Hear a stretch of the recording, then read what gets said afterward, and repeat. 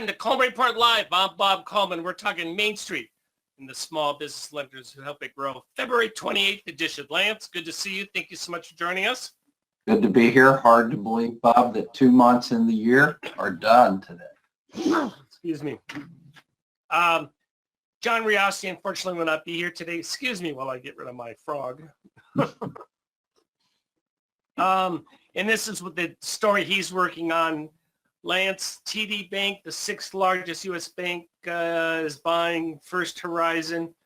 And this, I know this doesn't affect the average viewer, but this is a trend of these large banks consolidating, and that will affect you individually down the road as well as the program, Lance. Oh, absolutely. And what happened to too big to fail?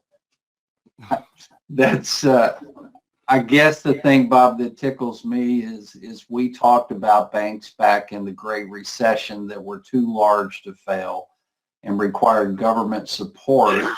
And what's happened as a result over the last 10 years is we have bigger and bigger and bigger banks that are evolving with these transactions. You know, that's a sore point with me, the too big to fail, which I'm sort of agnostic about, but I really have an issue with all these community bankers that the feds took over and sent a lot of them to jail. That was not right. Here are some numbers. By the way, Lance, this is the first time we've reviewed this, and we're going to be publishing this week. These are TD Bank's numbers for the last 8 years. If my math is right, Lance, it's 2.1 billion, 15,000 loans.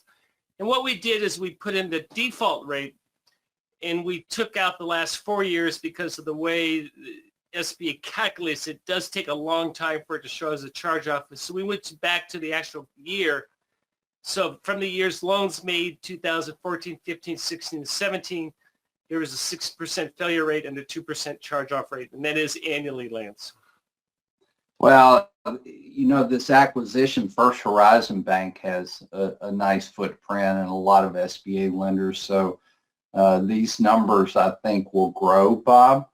But it's going to be a very large institution with a big footprint across the United States. First Horizon's in my backyard, Bob. And well, and look, congratulations to them. Look at those charge-off and failure rates. So good for them.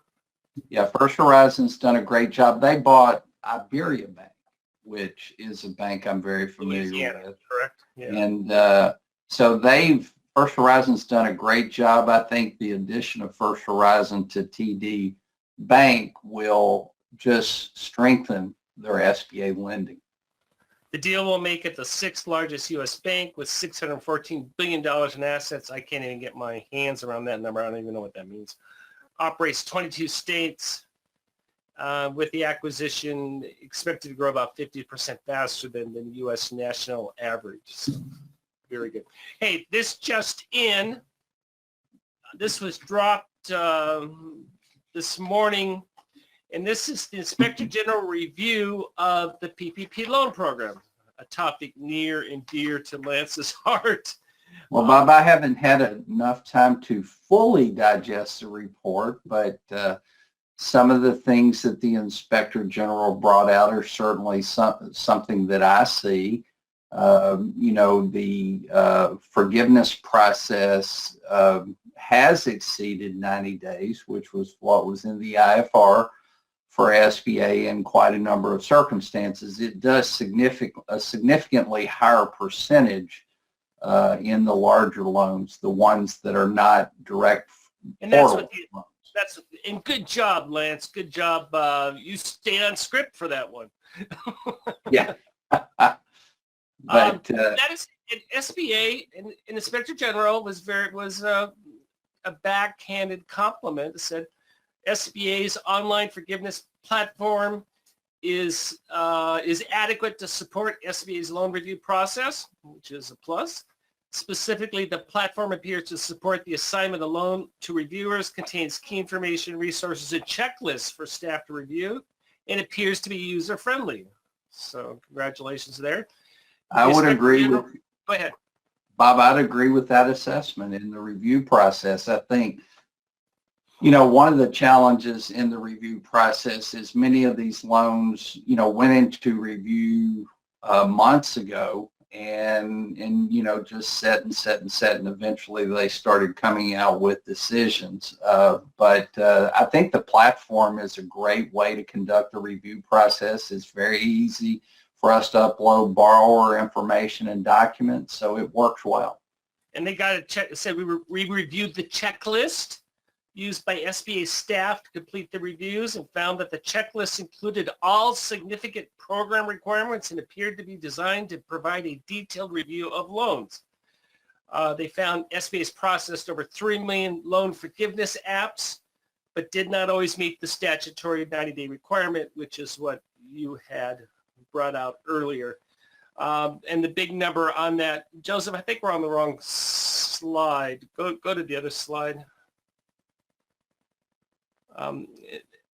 Yeah, and the big amount of that is nearly, no, I'm sorry, Joseph, you're right. Nearly all of PPP loans, $2 million or greater, have not been paid to the institution. And here they are. These are loans that, let's see, there's 2 slides here. Joseph, where are we here? Yeah, this is what I want. So these are the process forgiveness payments exceeding 90 days. So these are loans that have been forgiven, but they have not, the lender has not received the funds, Lance. What's really interesting about that, and this is just, Bob, I spend so much time in forgiveness that, it's just, I wake up and work in forgiveness. But the thing that's interesting is the $1 million plus forgiveness submissions are taking longer than 90 days. But if you have $1 million plus guaranteed purchase, it takes 3 or 4 days. So there's something about the guaranteed purchase process that I think works better than the review process of the forgiveness decision. Well, obviously, the SBA is being sensitive to risk, and they want to make sure that those payments, I guess they're doing a double check on the higher amount loans. The other thing, Bob, that I think many of us have experienced is the rules change multiple times. And, making sure in the review process to apply the correct set of rules related to PPP forgiveness based on when the loan was actually originated. So that's a challenge in the forgiveness process, is sometimes SBA will ask for or require information that may or may not have been required in the set of IFR regulations when the loan was done. So now we can go to the next slide, Joseph. And these are the loans that have not yet been submitted for review.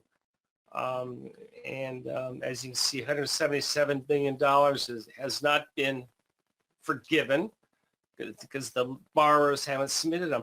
Lance, what pressure are you under from SBA to get these people to submit their applications, especially the 1 to 50,000? I mean, that's well, the thing, we are as an institution making a significant effort to encourage borrowers to submit for PPP forgiveness. The problem, Bob, is some of these people are just not going to respond.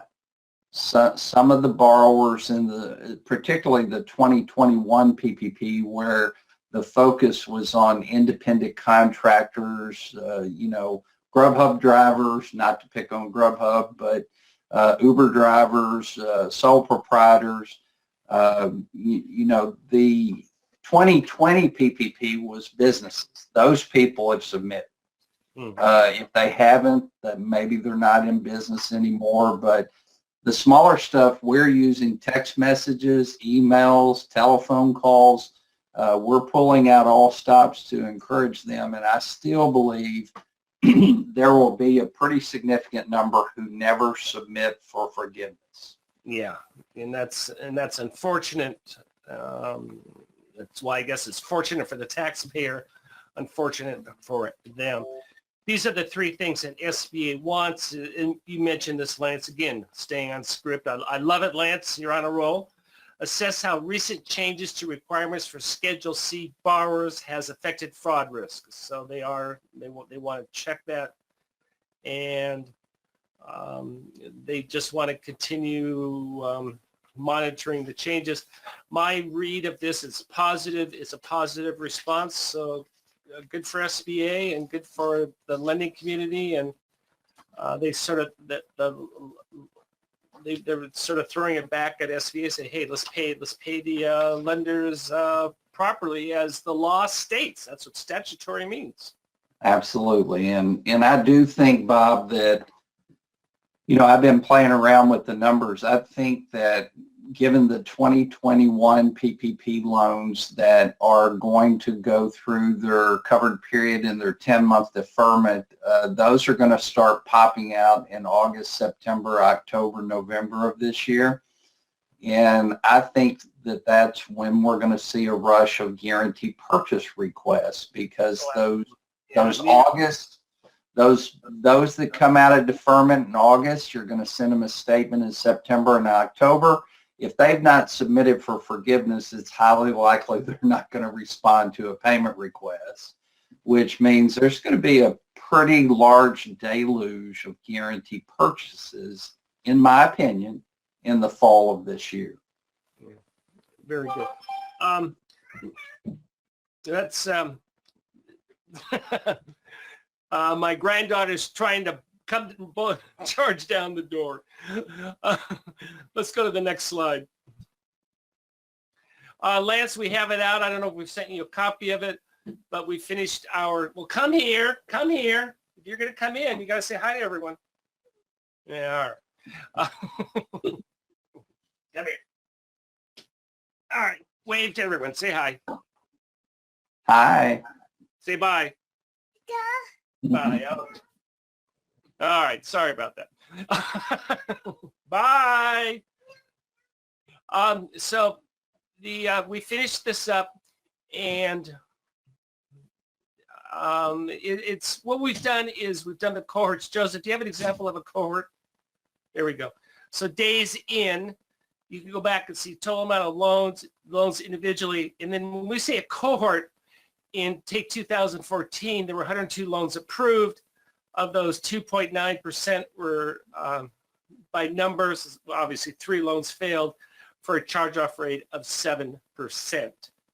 And we only calculate that top line, 1.42% annual failure and the loan loss. We only calculate that for the first 4 years, because if you look at 2018 to 2021, those are 0 filled, and that would skew the numbers if we put that in there.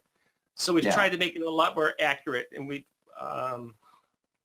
and the numbers are the delinquencies are at an all-time low, Lance.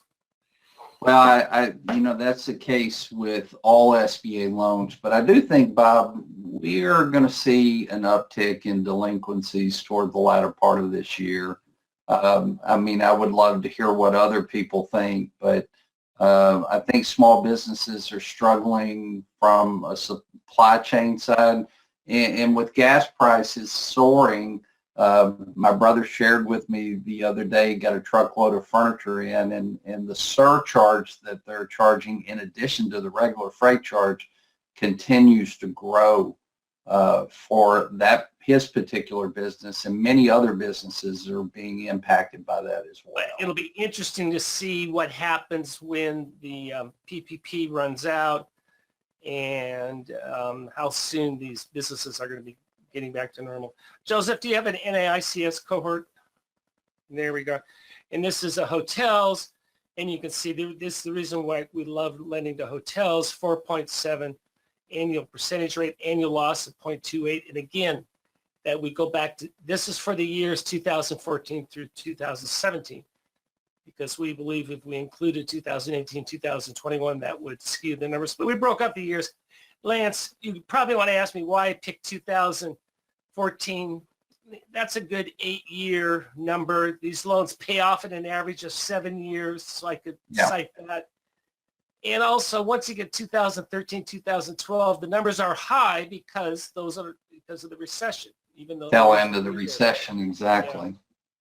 So anyway, that was a fun exercise. That is done. We are ready to take orders. Drop me an email, Joseph, an email, and we'll take care of you. Well, the one thing I would share, Bob, in my lending career, we've used this as part of our underwriting process, the NAICS report and the franchise report. It's a great thing to include in your credit memorandums to support why you're doing a particular loan to a particular type of business. So it's a great report to have, and I encourage all banks, you need a copy of these reports. By the way, that was Avery Catherine Coleman. We've gotten the most comments about that since any other topic. So that's she's my obviously my youngest granddaughter. So that's who did the photobomb on us. Lance, what are you doing on Wednesday? Well, we're going to talk about a topic that has been important for a long time. We're going to talk about the importance of properly documenting equity injection. We'll share some mistakes that people make in equity injection documentation and hopefully provide you ways to avoid those common problems. Equity injection is just as important today as it was 10 years ago, Bob. It's an important part of the underwriting process. Problem that trips up lenders in documentation lands, according to Capital Access reviews. Well, and just one thing I'd throw out there, not properly documenting equity injection gives SBA on an early default loan the right to presume that not properly vetting that equity injection was the cause of the business failure. So it's a very important part of SBA lending. Well, very good. We'll look forward to that. Hey, thank you all for joining us. We'll see you for Fraud Friday. And thank you for joining us for Coleman Report Live and for supporting America's Main Street, one entrepreneur at a time. Have a great afternoon.